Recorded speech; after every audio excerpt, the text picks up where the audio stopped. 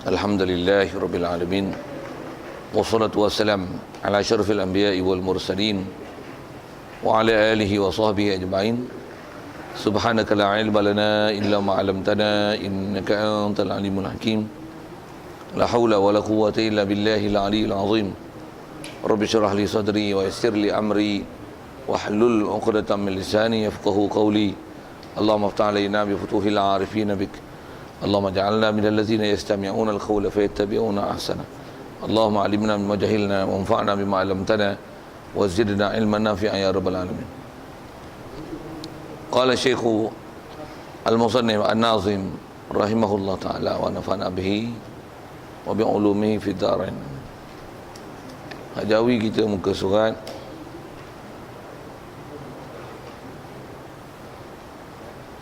wa jami'un 16 ni. Hadza wa qaumun wal anbiya. Kata musannif wal anbiya yalunahu fil fadli wa ba'dahum malaikah zil fadli. Hadza wa qaumun fassalu iz faddalu wa ba'du kullin ba'dahu qad yafdulu. Bil mu'jizati uyyidu takarruma wa ismatul bari li kullin huttima wa khussa khairul khalqi an qad tammama bihil jami'a rabbuna wa ammama bi'asatahu fa syar'uhu la yunsakhu bi ghairihi hatta zamanu yunsakhu. Dan sekalian pertama sekali syukur terima kasih kita kepada Allah Ta'ala. Syukur nikmat hidup yang masih diberi, syukur kita dapat Islam.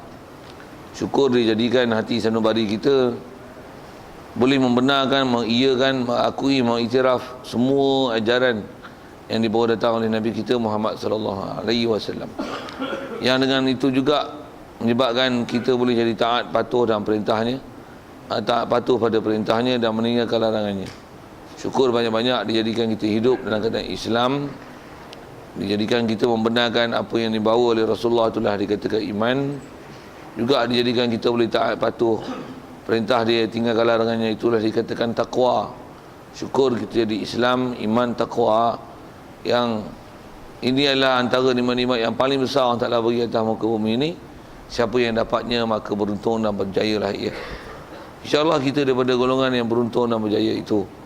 Syukur juga kesihatan, lapang masa diberi, hidayat taufik yang masih dianugerah ke kita, dengan itu dapat hadir untuk solat maghrib berjemaah, yang insya-Allah dengan segala limpah kurnia itu juga kita manfaatkan pertemuan kita meneruskan bacaan kitab daripada Matan Yahrah Tauhid. Kata nazim Allah Ta'ala wal anbiya yalunahu fil fadli wa ba'dahum malaikah zil fadli. Hadis kalian apa yang kita nak sambung ni, kalau ikut dasar kita bicara dulu berkaitan dengan siapakah dia makhluk yang paling afdal, yang wajib diiktikad.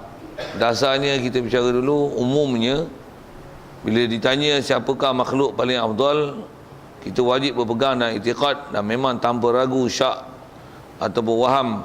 Bahkan semudahnya kalau tanya siapa makhluk paling mulia, itulah Nabi kita Muhammad sallallahu alaihi wasallam. Itu adalah perkara begitu asas yang kita wajib iktikad. Dan ada beberapa perkara yang kita dah sentuh, itu antaranya bila Nabi Muhammad adalah orang yang paling mulia, tentulah apa saja yang terhasil pada dia, sama ada perkataannya, perbuatannya, sifatnya, tingkah lakunya, akhlaknya, adalah contoh tauladan kepada kita. Wajib kita iktikad dan berpegang bahawasanya bila dia ialah makhluk terbaik, tentulah apa yang ada pada dia terbaik. Satu yang nisbah kat kita, wajib kita pergi belajar apa saja perkara yang berkaitan Nabi kita Muhammad sallallahu alaihi wasallam. Yang antara yang diajarnya kalau dengan ilmu yang telah diproses, itu yang kita ngaji akidah. Pasal ngaji tauhid, ngaji akidah ni adalah istilah perkara dalam dalaman perkara akidah yang ambil daripada Quran hadis. Jadi bila Quran hadis maksudnya dia ialah ajaran Nabi kita Muhammad sallallahu alaihi wasallam, yang dari segi prinsip berpegang dan prinsip akidah, prinsip i'tikad tu bagaimana. Jadi kita belajar tauhid ni maksudnya kita belajar hak Rasulullah. Itu juga kita belajar fiqh, sama ada fiqh Syafi'i, Hanafi, Maliki, Hanbali. Itu berarti kita mempelajari bagaimana kaifiat beramal. Beramal cara praktikal yang lahiriah. Sama ada daripada bab bersucinya, sembahyang, puasa, zakat, haji, lepas tu bab jual beli, muamalat, munakahat, begitu juga sama bab jinayat, begitu juga bab pengurusan negara Islam, sampailah bab perang, bab jihad. Bagaimana negara Islam akan bermuamalat dengan negara kafir dan hukum peperangan, harta rampasan perang, harta yang dapat daripada orang kafir melalui perang, tak perang dan sebagainya. Semua tu adalah ajaran Nabi kita Muhammad sallallahu alaihi wasallam yang di atas i'tiqad dan pegangan kita dia ialah semulia-mulia makhluk.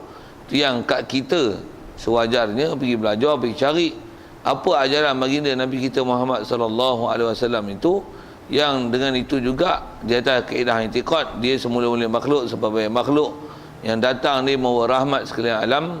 Tentulah ajaran dia bawa rahmat. Ke atas kita jangan lupa dan cuai bahawasanya wajib atas kita pergi cari apa yang dia ajar. Kalau bab akidah, bab fiqh, sambung sikit di situ. Itu juga bab tasawufnya. Yang semua tu kalau ambil umumnya ayatnya ialah Quran dan hadis. Begitu juga kena belajar juga ilmu Quran tu sendiri, ilmu hadis tu sendiri. Khususnya kalau bab Quran nisbah untuk dapat pahala dengan hukum bacaan. Pergi belajar elok-elok macam mana nak baca dan bagaimana kaifiat untuk menyebut dengan betul supaya kita boleh baca dengan betul, tepat. Macam mana yang Quran diturunkan daripada Jibril kepada Nabi kita Muhammad sallallahu alaihi wasallam mengikut disiplin bacaan yang sepatutnya. Nisbah untuk beramal itu sebagainya, begitu juga zikir dan sebagainya. Ya, kalau nak sebut satu-satu banyak. Cuma nak kata semua tu kita pergi belajar pasal apa, kita ambil buat apa, kita cari buat apa. Tak lain kalau faham itu, melainkan semuanya adalah disebabkan prinsip yang kita dah pegang, kita i'tiqad Nabi Muhammad sallallahu alaihi wasallam adalah seabdul makhluk, dan tentulah apa yang diajarnya adalah yang paling baik untuk semua makhluk. Wajib i'tiqad itu. Wajib i'tiqad itu. Sekali lagi sebut, wajib i'tiqad bahwasanya apa yang ada pada Rasulullah dia ialah, oleh kerana dia sebagai makhluk, tentulah apa yang ada pada dia adalah ajaran yang paling baik untuk seluruh makhluk. Mesti punya wajib i'tiqad itu. Satu, kalau sikit isu yang terdekat kita bicara tentang kata dia ialah seabdul makhluk, apa yang paling afdal yang ada pada dia ialah paling baik, paling afdal yang sepatutnya dilaksanakan pada makhluk. Dia orang duk kelahi, antaranya yang terdekat ialah duk kelahi isu hudud tu lah. Sikit tanya gini, kalau katalah dalam negara Islam, kita cerita ni negara Islam, dengar elok-elok ayat tu. Dalam negara Islam, bila orang Islam buat salah dalam negara Islam, sepatutnya orang Islam kena hukum Islam lah. Okay. Bila orang kafir duduk dalam negara Islam, adakah orang kafir pun kena laksanakan hukum Islam juga? Misalnya mencuri, potong tangan. Contoh mudah gitu. Soal, jawab. Ya. Bukan orang kafir ikut orang kafir itu pun bagi pilihan dekat dia ke? You want which one you want to choose, the Islamic law or non-Islamic law? Adakah macam tu ataupun tak ada choose? We are Muslim, this is the best law, so you must follow the best lah. A, B. Dia kena ikut kita lah kan. Ya. Itu adalah i'tiqad yang wajib kita pegang. Pasal apa? Pasal tentulah bila hukum hakam yang dibawa yang terbaik, Islam ke kafir ke, dia kena ikut yang terbaik lah. Bahkan yang paling baik pada dia masuk Islam. Itu adalah the best. Tapi kalau dia tak masuk Islam sekalipun, nisbah kita bicara ni nisbah undang-undang. Nisbah ibadat, sembahyang, puasa, zakat, haji tu, dah dia tak masuk Islam, mana boleh buat ibadat? Kalau gedi-gedi buat ibadat pun tak sah. Begitu juga kalau bab-bab muamalat, dia nak wakaf, dia nak sedekah lah, dia sedekah pun tak dapat pahala dia. Macam mana pun dia buat kebajikan, dia buat rumah orang tua, dia buat rumah orang tua, rumah anak yatim, dia pun buat juga kebajikan. Tapi kalau atas negara Islam, dia nak bagi sumbangan kat kita, lebih baik saja sekali suruh dia masuk Islam tu baru bagi sumbangan. Pasal apa? Pasal sia-sia kebaikan yang dia buat. Walaupun benda tu baik, walaupun moralnya ada, tapi nisbah dia buat adalah sia-sia. Jadi fahamkan dia elok-elok ke Islam, dengan tu dia masuk Islam, maka semua yang dia amal tu akan bermanfaat. Begitu juga lah peraturan nikah kahwin. Nak berkahwin, zina adalah haram kat orang Islam, orang kafir pun haramlah zina tu. Jadi apa-apa hukum hakam yang sepatutnya kena pada orang Islam juga hendaklah dikenakan orang kafir. Peraturan dalam negara Islam adalah sepatutnya macam ni. Cuma sikit kalau saya sebut isu yang keliling kita, yang Malaysia ni tak buat pun hukum-hukum tu. Jadi baru cadangan nak buat tu pun dah hero satu dunia. Tubuh satu dunia tu kan. Brunei nak buat pun hero satu dunia kan tu. Orang lain pula pergi menyebuk negeri dia. Habis-habis dia jawab, this our country. You peduli apa our country? Country hampa pun teruk lagi dengan bosian, dengan bojang, dengan gay, dengan lesbian. Tak apa bala, jantan dengan jantan pun boleh kahwin. Pelik hampa ni. Ayam jantan pun kita tak bagi kahwin dengan ayam jantan. Belaga dengan ayam jantan ada. Kahwin dengan ayam jantan tak ada. Dia orang boleh bagi. Pelik kau, bengong kau. Hampa pergi betul negara hampa tu, tak sibuk negara kami. Best lagi jawapan. Yang tu kot lebih kurang. Macam mana pun nak sebut atas konteks negara kita ni, kita baru pelan pelaksanaan. Jadi macam-macam tomahan ada. Orang Islam sendiri pun tak faham Islam. Jadi kita bagi suggestion untuk atas kata cuba try test tengok kan apa kesan dia. Selama ni pun hukum yang dah tak Islamic law. Cuba try test tengok hukum Islamic law ni untuk orang Muslim saja. Yang non Muslim kita tak payah kan laksana hukum Islam dulu. Atas nak cuba try test tengok apa kesan dia. Jadi kat Malaysia ni yang duduk cerita macam tu yang kata kalau orang Islam buat salah, orang Islam kena, kalau kata orang kafir buat salah, kita bagi dia pilihan. Let them they choice which law yang nak dikenakan pada dia, sama ada civil law ataupun Islamic law. Pasal apa ada pelan macam tu? Itu atas dasar kita nak bagi sekurang-kurangnya terlaksana juga Islam kat negeri kita dalam konteks kelompok kecil orang Islam. Kat orang lain kita pejam mata saat dulu pasal kita baru pelan cadangan untuk laksana supaya terlaksana juga kat kita. Tapi dari segi etikad wajib berpegang macam mana? Dan Islam adalah yang terbaik, Rasulullah adalah Nabi Rasul yang paling mulia. Tentulah ajaran dia the best punya ajaran. Tentulah Islamic law is the best law. Itu etikad. Jangan silap itu. Jadi dalam pelan pelaksanaan di Malaysia ni jangan pula ubah etikad. Orang Islam kena buat hukum Islam, orang kafir tak boleh buat hukum Islam. Lah, orang yang buat bangang itu, jangan buat bangang. Dengar saya sebut ayat tu. Jangan buat bangang itu. Itu adalah hanya pelan cadangan. Itu bukan kaedah etikad. Etikad wajib etikad, semuanya adalah yang paling baik dan semua orang sepatutnya kena ikut hukum Islam. Bagi betul itu pahaman tu. Saja nak sebut situ pasal yang tu tuan-tuan dia ada cedera buat etikad kalau silap.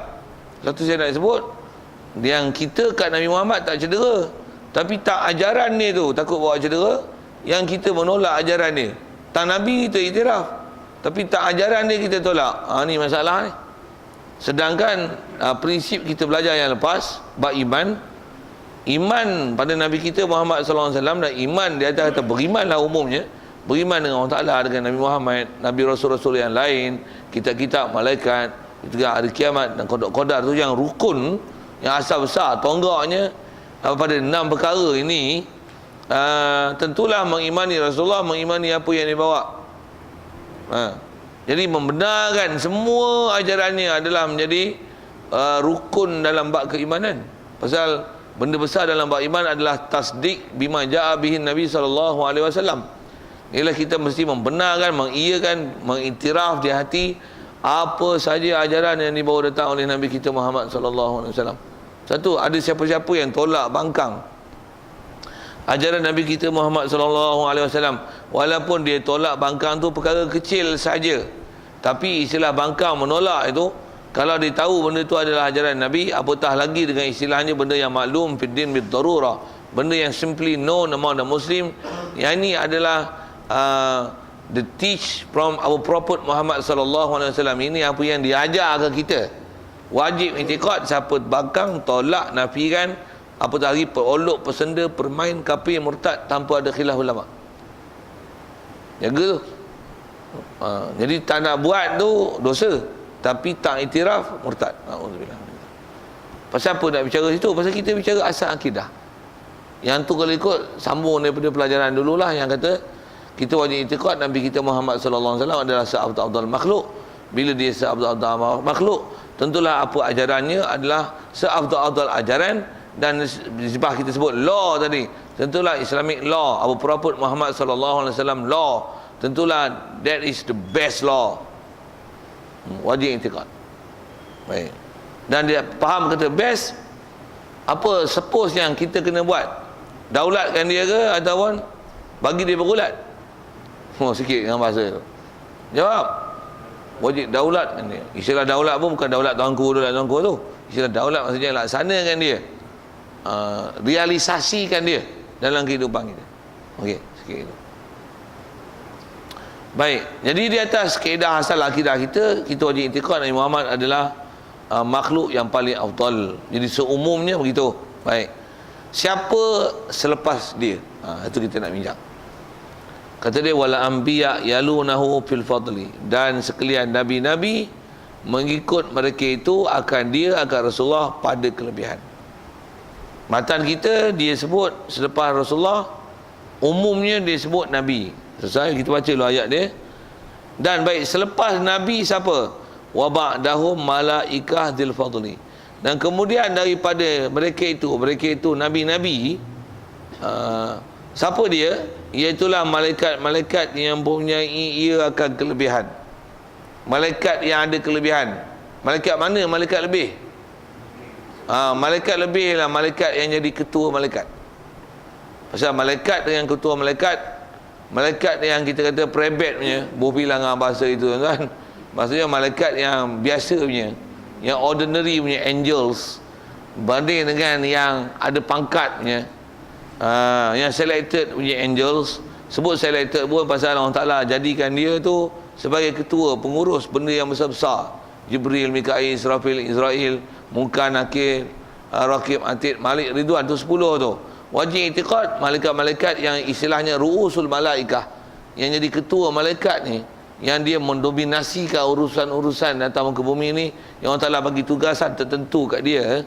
Mereka ni kita wajib i'tiqad mereka adalah duduk ranking selepas Nabi-Nabi. Ada pun malaikat yang biasa ni, yang bukan istilahnya malaikat yang mendominasikan urusan yang besar-besar ni, umumnya malaikat rahmat, malaikat hafazah, ramai lagi malaikat-malaikat tu yang Allah Ta'ala jadikan. Mereka ni nisbah pangkat, dia bukan letak lepas Nabi. Pasal selepas Nabi umumnya adalah ketua-ketua malaikat. Yang kitab kita ni dia bahasakan malaikat yang mempunyai kelebihan. Malaikat mana? Malaikat yang dzil fadli, malaikat yang mempunyai kelebihan. Maksud dzil fadli ni ialah ru'usul malaikah, ketua-ketua malaikat. Baik. Jadi dengan kitab kita ni disebut 3 je ranking. Rasulullah, lepas tu siapa?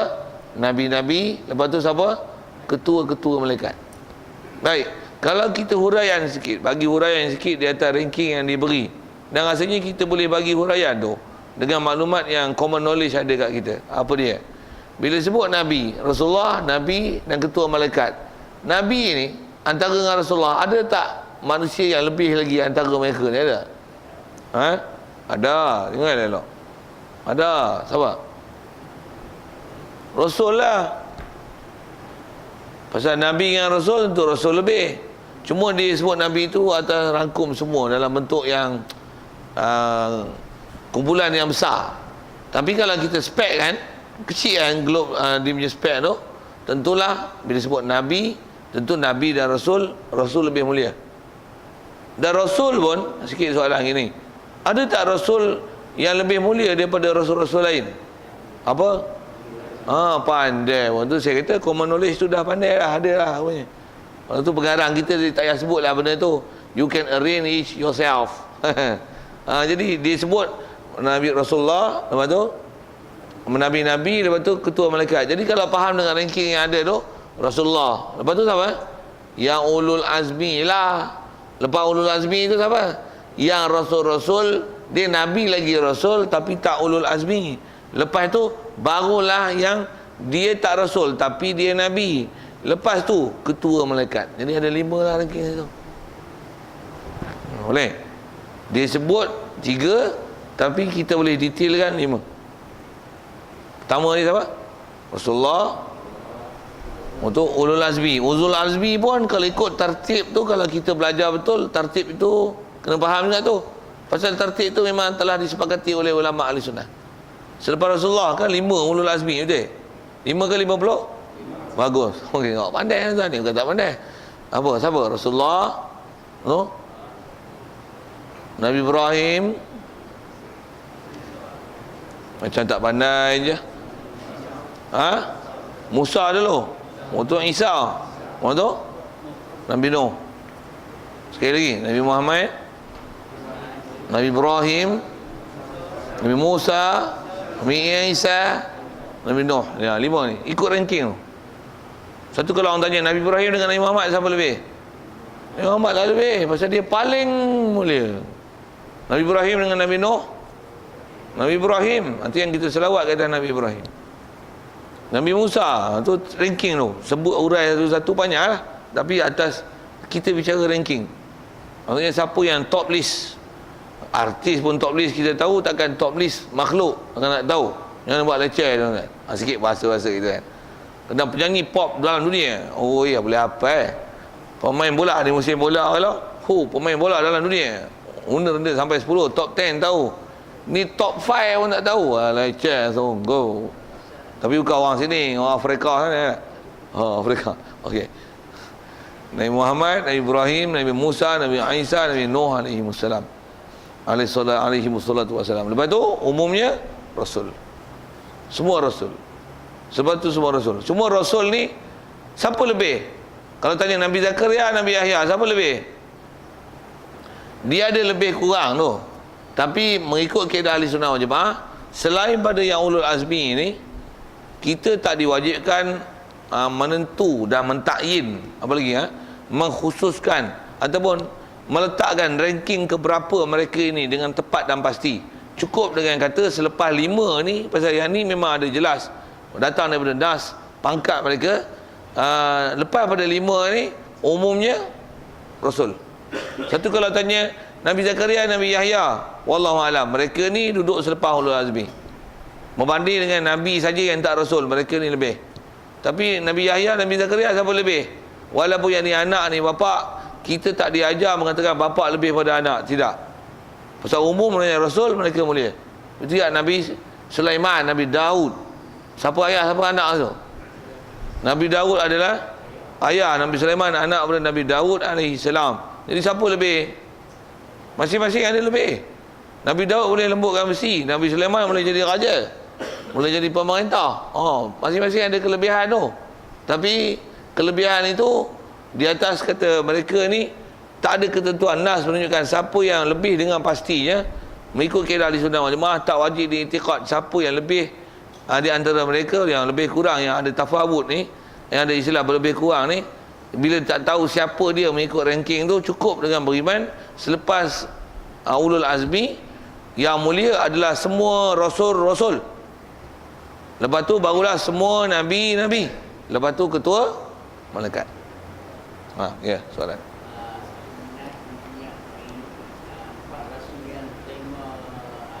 Kitab. Apa tu? Nabi Daud. Ya. Nabi Isa Injil. Quran. Ya. Lepas tu? Kelebihan yang masyhur sebut ulama, dia bukan berdasarkan apa kitab yang diturunkan, tapi kelebihan itu di atas sabar mereka. Itu yang panggil ulul azmi. Ulul azmi itu antara makna azmi itu makna ulul sabri, maksudnya orang yang mempunyai kesabaran besar. Pasal sejarah yang berlaku pada mereka, begitu juga kalau nisbah warid datang nas tu satu hal. Pasal kalau atas tartib yang ulama bicara ni, memang tak dapat tidak, lebih ataupun tidak, manusia ni mesti di atas takwa dan iman. Jadi di atas iman siapa tinggi, takwa siapa tinggi, hak itulah orang paling mulia. Semestinya orang paling mulia, yang takwa dia tinggi, amalan dia tinggi, adalah Nabi kita Muhammad sallallahu alaihi wasallam. Cuma kalau sikit lihat di atas ranking yang ada tu, tinggi takwa tu dari sisi sudut mana? Adakah saiz tubuh, ilmu? Tak, dia di atas sabar. Dia di atas sabar. sabar atas taat, sabar atas bala, sabar atas meninggalkan maksiat, sabar di atas kerenah dan tribulasi masyarakat yang dijumpa, yang khususnya Nabi Rasul buat kerja dakwah. Mereka memang itulah dia punya profession dia. Jadi siapa yang lebih besar ujian, cabaran dan berapa ramainya masyarakat yang datang, yang terpaksa ditempuh, dan ujian yang dikena tertimpa atas mereka, maka itulah yang paling besar. Jadi kalau atas tanya kata bab kitab itu tak dijadikan ukuran. Macam mana pun mereka tu ada kitab, cuma tak Nabi Daud dia tak termasuk sedara ulul azmi. Pasal Nabi Daud AS zaman dia kalau ikut taklah secabar macam mana pada zaman Nabi Musa dan sebagainya. Pasal tu tak termasuk dalam ulul azmi. Tapi kalau dalam bab-bab lain, Nabi Musa, sejarah dan panjang dalam Quran, cerita antaranya kisah Nabi Musa. Sejak daripada masa dia kecil lagi, dia besar lagi, dia beriman lagi, daripada bersih lagi, dah selamat daripada Firaun, keluar seberang menyeberang Laut Merah lagi, umat pun kumpul sampai satu. Maksudnya cabaran besar. Rasulullah lagi besar. Di Mekah tu pergi Madinah, tak kurang daripada 60 peperangan dalam tempoh 10 tahun. Bayang tuan, 60 peperangan dalam tempoh 10 tahun. Jadi maksudnya dalam masa setahun ada 6 kali perang. Jadi 6 kali perang setahun, maksudnya 2 bulan sekali perang. Kita berapa kali perang Malaysia 50 tahun? Mana ada perang, kena serang ada. Okey, sikitlah isu tu. Nak kata apa? Cabaran dia sangat hebat. Dalam masa yang sama, dia boleh survive. Dia boleh dakwah. Dia boleh jana ekonomi. Dia boleh takluk balik Mekah, putus Mekah. Boleh masuk Mekah, boleh takluk Mekah. Oh, Masya Allah, itu hebat dia. Itu kena ngaji lah sejarah macam mana susunan strategi. Itu yang kena belajar syariat Rasulullah tu. Sikit dengan bahasa itu. Jadi asal soalannya, bab kitab tu kalau ikut itu bukan ukuran. Atas kita bicara tentang ulul azmi itu pun sebenarnya telah mengisyaratkan penilaian tinggi ataupun rendah martabat Nabi Rasul tu adalah dari sudut kesabaran dan ketaatan dan kepatuhan mereka dalam melaksanakan profession mereka sebagai Nabi dan Rasul, sebagai Rasul. Begitu juga lah kalau faham ke kita, takwa kita disebab taat, dan taat besar ni antaranya ialah jumpa manusia. Adapun kita taat, puasa boleh, sembahyang boleh, mengaji boleh, itu baru taat individu. Kita tak jumpa lagi kerenah manusia, kita nak berhadap dengan manusia, apa perangai dia mah, tambah pula yang paling batu, yang penyepak, yang penumbuk, yang pancit tayar, belum lagi yang nak bunuh. Macam mana? Kita tak pernah tembus tuan. Saya sebut tak pernah tembus, kita tak pernah ada orang ancam bunuh. Kalau kita pun dakwah apa, orang sebelah rumah tak dakwah nak bini pun kita tak dakwah kadang-kadang. Anak pun buat dia je, padahal yang tu yang menentukan kita takwa tak takwa tu, adakah kita taat. Dan sebelum ukur kita takwa tak takwa itu, kita sendiri takwa ke takwa. Kat kita pun kadang kita tak boleh nak nilai kuat. Sikitlah dengan sebut itu, nak kata apa satu nilaian dia di atas kesabaran. Sabar dalam buat taat, sabar dalam meninggal maksiat, sabar dalam bala bencana dan kerenah-kerenah yang dihadapi, dan bagaimana kita menghadapi dia, dan bagaimana nisbah kita selesaikan dia, adakah dengan marah, dengan sabar, ataupun kita kena teruk-teruk kita mendoakan hidayat untuk mereka. Itu yang Rasulullah comel. The first grade, dan there will be no others that can challenge him. Macam tu graf dia cakap putih tu, tak ada siapa boleh challenge dia. Wajib itikad dia ialah seabdal-abdal, dia sebaik-baiknya, he is the best one, he is the best of the best. Okey, wajib itikad itu. Baik, jadi di atas ranking kita sebut manusia yang terpilih ni, yang pilihan ni, bab Nabi, Rasul, malaikat, macam inilah ranking dia. Okey, macam mana pun soalan kalau ada sekitar tu, masih bab susunan. Ada soal?